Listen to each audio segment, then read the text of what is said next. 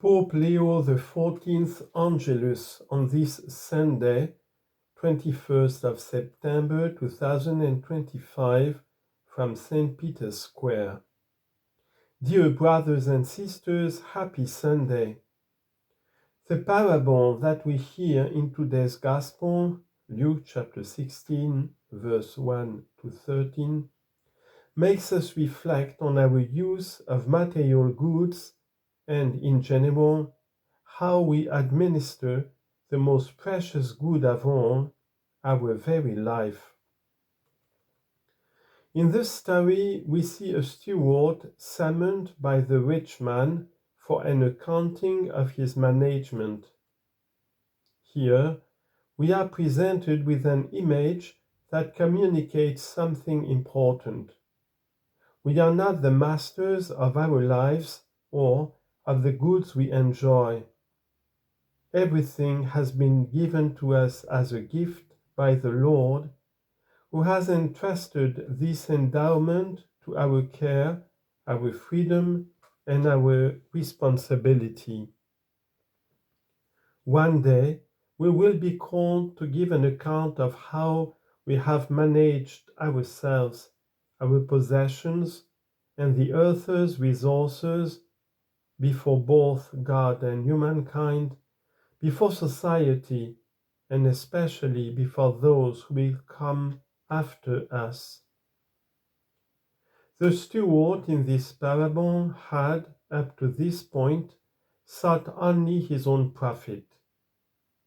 When the day comes for him to give an account and the administration is taken away from him, he has to consider what to do to secure his future. In this difficult situation, he realizes that the accumulation of material goods is not the highest value, for the riches of this world are passing.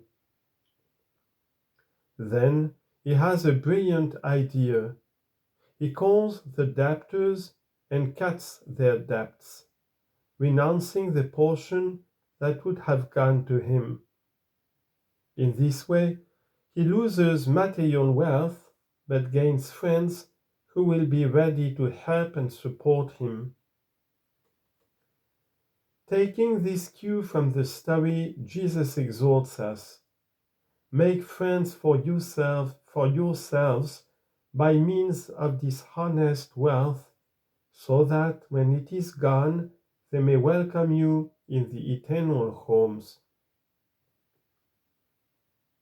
Indeed, the steward in the parable, even while managing the dishonest wealth of this world, succeeds in finding a way to make friends, leaving behind the solitude of his own selfishness. How much more, then, must we, who are disciples, living in the light of the gospel, use the goods of this world and our very lives with a view to the true wealth, which is friendship with the Lord and with our brothers and sisters.